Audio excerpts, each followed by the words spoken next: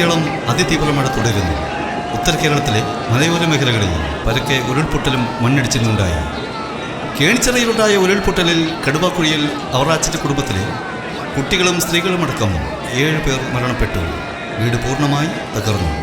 5 ഏക്കറോളം കൃഷിയിടം പൂർണ്ണമായി ഒലിച്ചുപോയി. തെക്കൻ കേരള ചരിത്രത്തിലിന്നോളം കാണാത്ത പ്രളയക്കെടുതിയിൽ നാട് മുങ്ങിയിരിക്കുകയാണ്. 45ഓളം ഡാമുകൾ തുറന്നുവിട്ടിരിക്കുകയാണ്. 400ഓളം പേർക്ക് ജീവഹാനി നേരിട്ടിരിക്കുന്നു. 1 ലക്ഷത്തോളം ആളുകൾ ദുരിതാശ്വാസ ക്യാമ്പിലെത്തി. പോലീസ്, ഫയർഫോഴ്സ് തുടങ്ങിയ ദുരന്ത നിവാരണ ഏജൻസികൾ.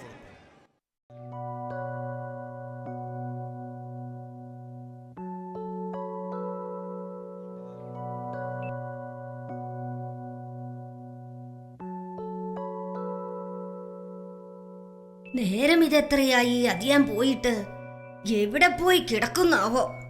1 മണി അരിയില്ലെന്നുള്ളത് അറിയാവുന്നതാ. എന്നിട്ടും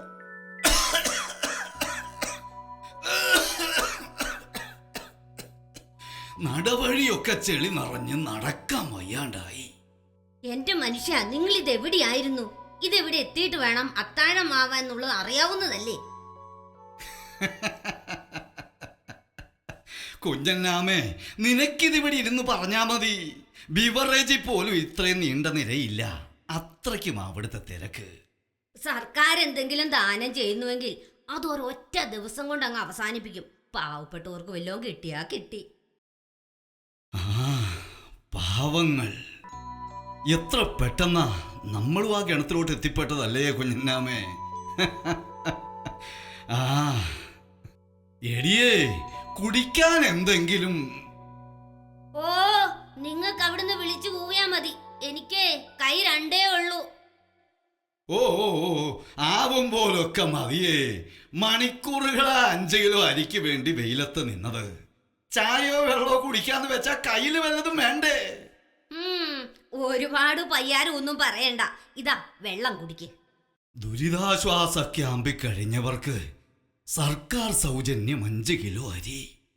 പക്ഷേ അതൊന്നും വാങ്ങിയെടുക്കാൻ പെടുന്ന പാട് അനുഭവിക്കുന്നവർക്കേ അറിയൂ.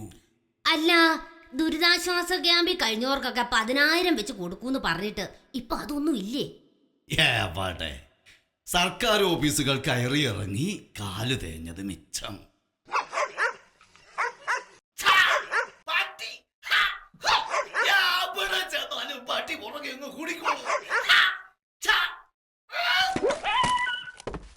ദേ, മെമ്പറല്ലേ ആ വരുന്നത്? നേരിട്ട് തന്നെ അങ്ങ് ചോദിക്ക്. ചേട്ടോ, സുഖമൊക്കെയല്ലേ? ആ മെമ്പറേ, വാ കേറിയിരിക്കെ. ഇരിക്കാനൊന്നും നേരമില്ല. തിരക്കോട് തിരക്ക്. 100 കൂട്ടം കാര്യമല്ലേ. കുടുംബശ്രീ കഴിഞ്ഞ തൊഴിലുറപ്പ്, അങ്ങനെ പിന്നെ ഇതിലെ വന്നപ്പോ നിങ്ങളെയൊക്കെ ഒന്ന് കണ്ടു പോവാന്ന് വെച്ചു. അത്രേ ഉള്ളൂ. നന്നായി. ഞാനും ഒന്ന് കാണാനിരിക്കുകയായിരുന്നു. ആ, ഇരിക്ക്, ഞാൻ ചായ എടുക്കാം. ഓ, അതൊന്നും വേണ്ടെന്നേ. എടുക്കുവാണെങ്കിൽ പിന്നെ മധുരം അങ്ങ് കുറയ്ക്കണ്ട. കിടന്നോട്ടെ ഇച്ചിരി അധികം. അല്ല മെമ്പറേ, ദുരിതാശ്വാസ ക്യാമ്പിൽ കഴിഞ്ഞവർക്ക് മുഴുവൻ പേർക്കും 10,000 രൂപ വെച്ച് കൊടുത്തു കഴിഞ്ഞു എന്ന് കളക്ടർ പറഞ്ഞെന്ന് കേട്ടു. നേരാന്നോ?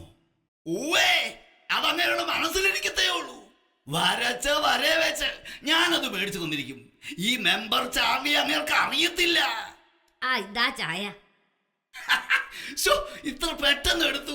വേണ്ടായിരുന്നു. ഈ കുഞ്ഞന്നാമ്മച്ചിയുടെ ഒരു കാര്യം. ഓ, വല്ലാത്ത മധുരം. ഓ, ഇവിടെ പഞ്ചാരയൊന്നും വാങ്ങാറേ ഇല്ല. അതിനും വേണ്ടേ കായ്. അല്ല മെമ്പറേ, വീട് നഷ്ടപ്പെട്ടവർക്ക് 4 ലക്ഷം തരുമെന്ന് സർക്കാർ പറഞ്ഞതിന്റെ ഗതി ഇപ്പൊ എന്തായി? സർക്കാർ കാര്യം മുറ പോലെയൊന്നല്ലേ. ഇന്നലെ കൂടി ഞാൻ കളക്ടറെ വിളിച്ചതാ. ഒരേ വല്ലവി. മെമ്പറെ, നിങ്ങൾ കിടന്ന് പിടയ്ക്കണ്ട. ലിസ്റ്റിലുണ്ട്, കിട്ടും. നടപടിക്രമം ഒന്ന് പൂർത്തിയാവണമെന്ന് മാത്രം. സർക്കാരിന്റെ നടപടിയും ക്രമവും ഒക്കെ പൂർത്തിയാകുന്നത് വരെ നമ്മളുണ്ടാവുമോ ആവോ? അതുള്ളതാ. ഹലോ ഹലോ, വരാം. ഞാൻ ഇതിനടുത്ത് തന്നെ ഉണ്ട് കൊച്ചേ. വരാന്ന് പറഞ്ഞില്ലേ? ഇടും. ഇട്ടിട്ടേ പോകൂ. ഒരു ഒപ്പിന്റെ കാര്യമല്ലേ, അത് ഇട്ടിട്ടേ ഞാൻ പോകുള്ളൂ. അതെ, തൊഴിലുറപ്പ് പെണ്ണുങ്ങളെ ഒരു ചെറിയ ഒപ്പ് അത്രയേ ഉള്ളൂ. അതെങ്ങനാ? മുഖ്യമന്ത്രിയുടെ ദുരിതാശ്വാസ നിധിയിലോട്ട് വല്ലതും വീണ് കിട്ടിയിട്ട് വേണ്ടേ നമുക്കൊക്കെ വല്ലതും കിട്ടാൻ? എന്റെ കൊക്കിന് ജീവനുണ്ട്, ഞാനത് വാങ്ങി തന്നിരിക്കും. ചാർലിയാ പറയണത്. എന്നാ പിന്നെ അവര് കിടന്ന് തിരക്ക് കൂട്ടുന്നുണ്ട്, ഞാൻ അങ്ങോട്ട്. ഹലോ, വരുവാണെന്ന്. ഈ പെണ്ണുങ്ങളെ കൊണ്ട് തോറ്റു. വിദേശ രാജ്യങ്ങളുടെ സന്മനസ്സുകൊണ്ട് തരാന്ന് പറഞ്ഞ സഹായം പോലും വാങ്ങാൻ സമ്മതിക്കില്ലെന്നല്ലേ കേന്ദ്രം പറയുന്നത്? കേരളം കണ്ട ഏറ്റവും വലിയ ദുരന്തത്തിൽ സർവവും നഷ്ടപ്പെട്ട 10,000-കണക്കിന് പാവപ്പെട്ടവരുടെ വയറ്റത്തടിച്ചിട്ട് വേണ്ടേ രാജ്യത്തിന്റെ ദുരഭിമാനം സംരക്ഷിക്കാൻ? ദുരഭിമാനത്തെ പറ്റി നിങ്ങൾ അധികം പറയണ്ട. നമ്മൾ ഇന്ന് ഈ നിലയിലായത് എങ്ങനെയാന്ന് നിങ്ങൾ ആലോചിച്ചിട്ടുണ്ടോ? ഇല്ല, ഒന്ന് പറഞ്ഞു തന്നാ കൊള്ളായിരുന്നു. ദിവസങ്ങളോളം പകലും രാത്രിയും ഇടമുറിയാതെ കോരിച്ചൊരിഞ്ഞ മഴ, മലമുകളിൽ പൊട്ടിയ ഉരുൾ വെള്ളപ്പാച്ചിലിൽ ഒഴുകി ഒലിച്ചു പോയത് എന്തൊക്കെയാണെന്നറിയാമോ നിങ്ങൾക്ക്? ഒരായുസിന്റെ അധ്വാനം കൊണ്ട് ഞാൻ പൊന്നു വിളയിച്ച എന്റെ പറമ്പ്, ഈ നാട്ടാര് മുഴുവൻ അസൂയയോടെ നോക്കിക്കണ്ട എന്റെ മക്കളുടെ സമ്പാദ്യവും എന്റെ അധ്വാന ഫലവും ചേർത്ത് ഞാൻ പണിത കോടികൾ മുടക്കിയ വീട്, car, fridge, AC, washing machine, അങ്ങനെ അങ്ങനെ എല്ലാം നിങ്ങൾക്കിപ്പോഴും സ്വത്തിന്റെ ഓർമ്മയാ. നൊന്തുപെറ്റ എന്റെ പൊന്നുമക്കളുടെ ചതഞ്ഞരിഞ്ഞ ശരീരങ്ങൾ, മക്കളെ പോലെ ഞാൻ സ്നേഹിച്ച് എന്റെ മരുമക്കളുടെ വിറങ്ങലിച്ച രൂപങ്ങൾ, JCB കൈകൾ കോരിയെടുത്ത് എന്റെ കുഞ്ഞുമക്കളുടെ ചലനമറ്റ ശരീരങ്ങൾ.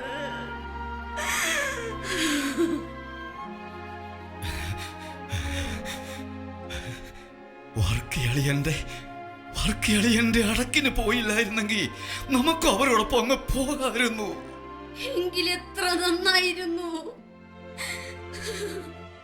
ദൈവമേ, എന്തിനു നീ ഞങ്ങളെ മാത്രം ബാക്കിയാക്കി? അരുത് കുഞ്ഞനാമേ, തളരരുത്. നീ മറന്നോ? ഇന്ന് ക്രിസ്മസ് കരോളല്ലേ? നമുക്ക് ഉണ്ണീശോയെ സ്വീകരിക്കണ്ടേ? എണീക്ക്, ആ ടീപ്പോ ഇങ്ങെടുത്ത് വെക്ക്. ഏറ്റവും നല്ല വെള്ളത്തുണി വേണം വിരിക്കാൻ. 2 മെഴുകുതിരിയും എടുത്തു വെക്ക്. ഞാൻ എവിടുന്നെങ്കിലും ഇത്തിരി പൂക്കളുമായി വരാം. നിങ്ങൾക്കിപ്പോൾ ഉണ്ണീശോയെ സ്വീകരിക്കണമല്ലേ? ഓർമ്മയുണ്ടോ കഴിഞ്ഞ വർഷത്തെ നമ്മുടെ ക്രിസ്മസ്? അരുത് കുഞ്ഞനാമേ, ശവത്തി കുത്തരുത്. ഞാനൊന്നും മറന്നിട്ടില്ല, മറക്കാൻ പറ്റില്ല. ഈ ചേട്ടായിനെ കൊണ്ട് തോറ്റു. ചേട്ടായി, എന്നാടി? നമുക്ക് പുൽക്കൂട് ഉണ്ടാക്കണ്ടേ? വാ. You carry on. Our groups are in our mind. ഞാൻ ഇപ്പൊ കാണിച്ചു തരാം. എടാ പിള്ളേരെ, എന്നെ പേക്കു തടയി കാണിക്കുന്നേ? ഈ കൊച്ചിന്റെ കൂടെ പുൽക്കൂട് ഉണ്ടാക്കാൻ നോക്കിക്കാടാ. Okay, grandma. Oh, my sweet grandma. ഓ, അധികം പോത്താനിക്കൊന്നും വേണ്ട. സമയം ഒത്തിരിയായി, വേഗം നോക്ക.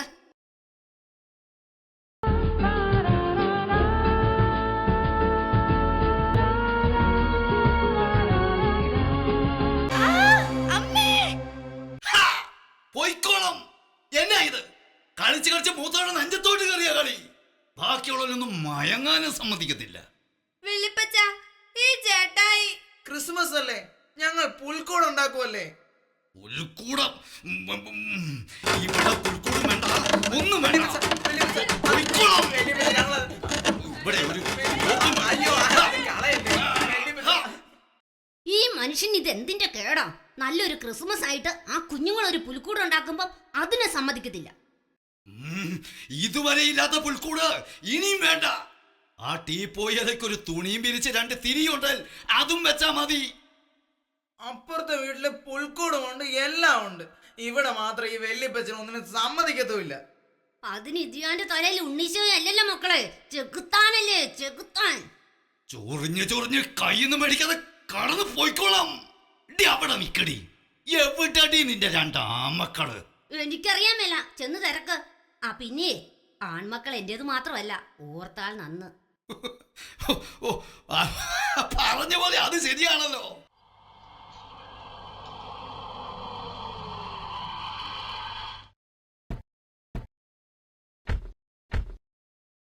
ഹ, എന്റെ മക്കൾക്ക് 100 ആയുസാ. അപ്പനിപ്പം മക്കളുടെ കാര്യം പറഞ്ഞു വായ അടച്ചതേ ഉള്ളൂ. കുഞ്ഞനാമേ, മക്കള് വന്നടി. ഉവ്വേ പറഞ്ഞു കാണും, പക്ഷെ നല്ലതൊന്നും ആയിരിക്കത്തില്ല. ഞങ്ങളുടെ അല്ലേ അപ്പച്ചൻ? ഹ, അതൊക്കെ പോട്ടെ. മക്കളെ കിട്ടിയോടാ? എവിടെ കാണട്ടെ? ഹ, താടാ ഇങ്ങോട്ട്. ഹ, എവിടെ പോയി? തരുന്നെങ്കിൽ താ, അല്ലെങ്കിൽ വേണ്ട. ദാ നോക്ക്, നല്ല സ്വയംബൻ സാധനം. ഒരു മിറുക്കിറുക്കിയ അപ്പച്ചൻ നിന്ന് കിറുങ്ങും. പിന്നെ ഞൊട്ടും നല്ല ഒന്നാന്തരം വാറ്റ്. വെട്ട് ഗ്ലാസിന് തുള്ളി വെള്ളം ചേർക്കാതെ വീശുന്ന അപ്പച്ചനോടാ അവന്റെ കളി. ആഹാ, എന്നാലേ ആ സാധനം എനിക്ക് തന്നേക്ക്. അപ്പച്ചന് വാറ്റാ നല്ലത്. ഹ, ചുമ്മാ പറഞ്ഞു കളവേ. നേരെ കളയണ്ട. അകത്ത് കുഞ്ഞനാമ നല്ല ഒന്നാന്തരം പച്ചക്കപ്പ പുഴുങ്ങി വെച്ചിട്ടുണ്ട്, കൂടെ വെടിയിറച്ചി ഒലത്തിയതും. വാട മക്കളെ, ഇവനെയും കൂട്ടി ഒരു പിടി അങ്ങ് പിടിക്കാം. ഓ, നിങ്ങൾക്കുള്ള ഉണ്ണീശ വന്നു കാണുമല്ലേ? ഈ ഒട്ടുക്കത്തെ കൂടി ഇന്നെങ്കിലും ഒന്ന് ഒഴിവാക്കത്തില്ലേ മനുഷ്യ? ഒന്ന് പോടി പരട്ട കുഞ്ഞനാമേ. വാട മക്കളെ.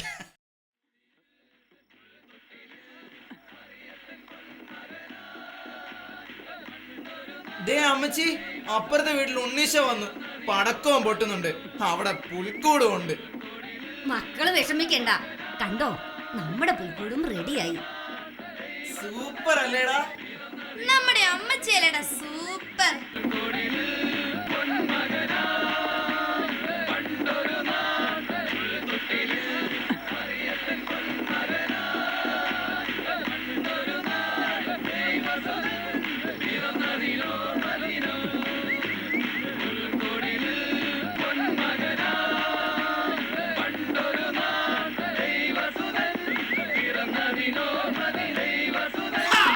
നിർത്ത്.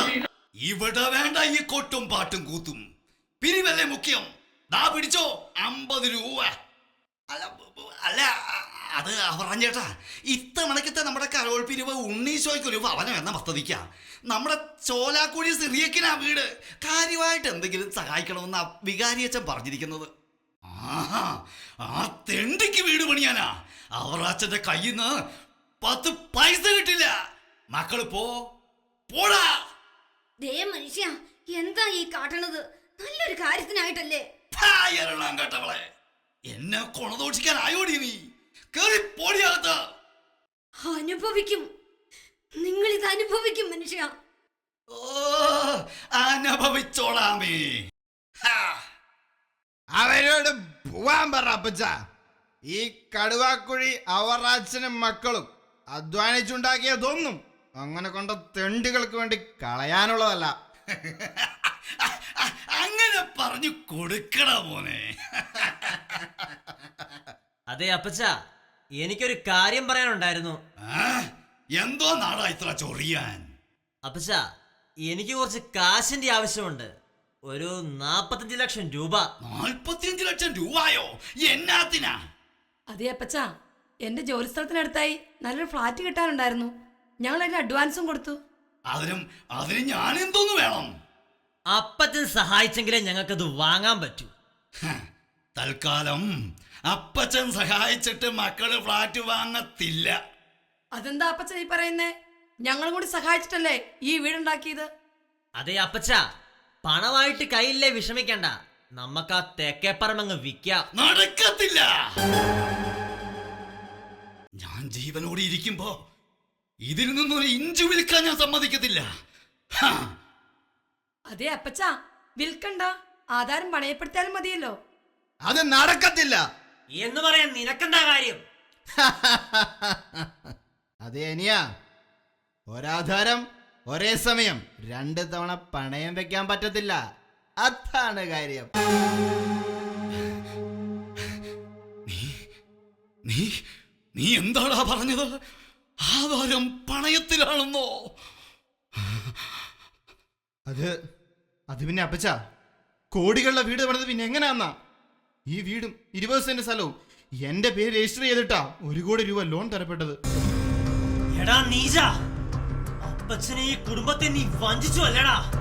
നിന്നെ ഞാൻ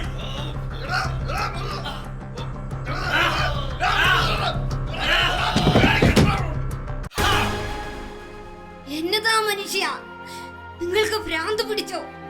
നല്ലൊരു ദിവസമായിട്ട് കള്ളം കുടിച്ച അപ്പനും മക്കളും തമ്മിലടിക്കുന്നു. ചോദിക്കടി നിന്റെ പുന്നാരമോ ചെയ്തത് എന്താണെന്ന്. നിന്നെയും കൂടെ പണയം വെച്ചൊന്ന് ചോദിക്ക. എന്നതാടാ നീ കാണിച്ച്? കോടികളുടെ വീട് പണിയാൻ ചേട്ടായി അപ്പച്ചനെ സഹായിച്ചത് എങ്ങനെയാന്ന് അമ്മച്ചിക്ക് അറിയാവോ? സൂത്രത്തിൽ സ്ഥലവും വീടും സ്വന്തം പേരിലാക്കി പണയം വെച്ചു മകൻ. ഈ അവറാച്ചനെ നിങ്ങൾക്ക് അറിയത്തില്ല. മക്കളാണെന്നൊന്നും ഞാൻ നോക്കത്തില്ല. കന്നം തിരിവ് കാണിച്ച ഒന്നിനും ഞാൻ വെച്ചേക്കത്തില്ല. അവറാച്ചനായി പറയുന്നേ. നിങ്ങൾക്ക് ഈ കൊലവിളിയൊന്ന് നിർത്താവോ? എന്തിനാ ഈ വയസ്സുകാലത്ത് സ്വത്ത് മുഴുവൻ കെട്ടിപ്പിടിച്ചുകൊണ്ടിരിക്കുന്നത്? മക്കളുടെ കൈകൊണ്ട് തീരുന്നതിന് മുമ്പ് വീതം വെച്ച് കൊടുക്കരുതോ എല്ലാം? ഇല്ലടി, എന്റെ കൊക്കിന് ജീവൻ ഉണ്ടെങ്കിൽ ഇവറ്റകൾക്കൊരു തരി ഞാൻ കൊടുക്കത്തില്ല. വേണ്ട, ഞങ്ങൾക്ക് അവകാശപ്പെട്ടത് എന്ത് വില കൊടുത്തും ഞങ്ങൾ നേടിയിരിക്കും. വെല്ലുവിളിയാണോ? എങ്കിൽ കാണാം. കാണാം. എന്റെ ഒടയ തമ്പുരാനെ.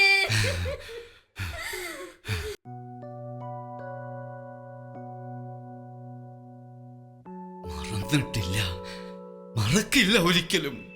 ഉരുൾപൊട്ടലിൽ തകർന്നടിഞ്ഞ നമ്മുടെ വീടിന്റെ അവശിഷ്ടങ്ങൾക്കിടയിൽ നിന്നും മണിക്കൂറുകൾ പണിപ്പെട്ട് കോരിയെടുത്ത് വെള്ള പുതപ്പിച്ച് കിടത്തിയ മക്കളുടെയും പേരക്കുട്ടികളുടെയും കാഴ്ച കണ്ട് വാവിട്ട് കരഞ്ഞു നിന്ന നിന്നെയും ചേർത്ത് പിടിച്ച് വിറങ്ങലിച്ച് നിന്ന നിമിഷങ്ങൾ ദുരഭിമാനിയായ യവറാച്ചന് സമ്മാനിച്ചത് തിരിച്ചറിവിന്റെ പാഠങ്ങളായിരുന്നു.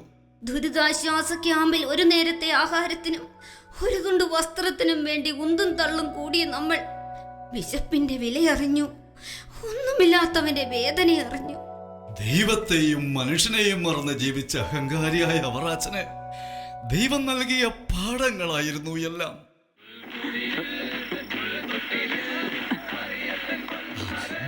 അവരിങ്ങെത്താറായി.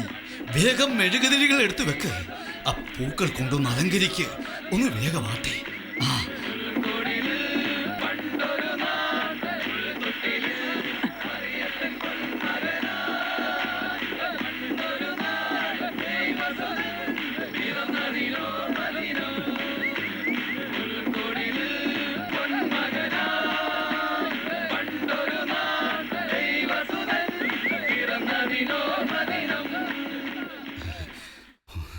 ഉണ്ണീശോയ്ക്ക് കൊടുക്കാൻ നമ്മുടെ കയ്യിലൊന്നും ഇല്ലല്ലോടി കുഞ്ഞന്നാമേ.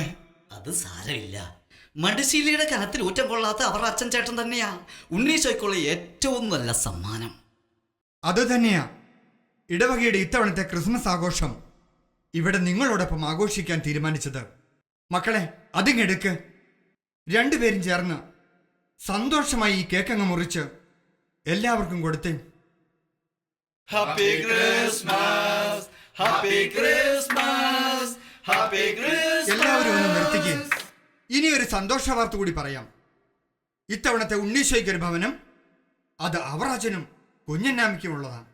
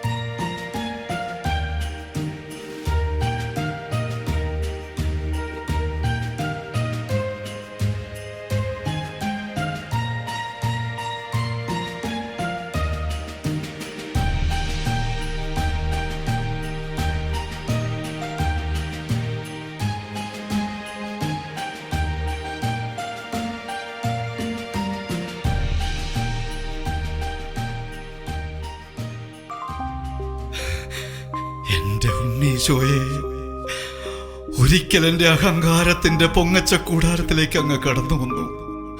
ഒരു പാവത്തിന് കൂര വയ്ക്കുവാൻ സഹായം തേടി ഞാൻ അങ്ങേ ആട്ടിയിറക്കി.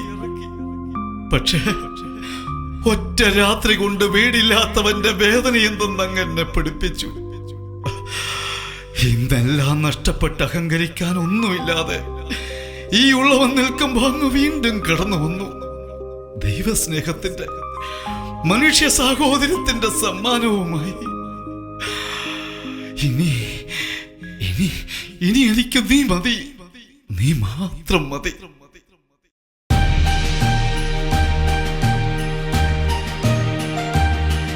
അത്യുന്നതങ്ങളിൽ ദൈവത്തിന് മഹത്വവും ഭൂമിയിൽ മനുഷ്യർക്ക് സമാധാനവുമായി ക്രിസ്മസ് കടന്നു വരുമ്പോൾ പുതിയൊരു തിരിച്ചറിവിൻ്റെ വെളിച്ചം ഓരോ മനസ്സുകളിലും നിറയട്ടെ.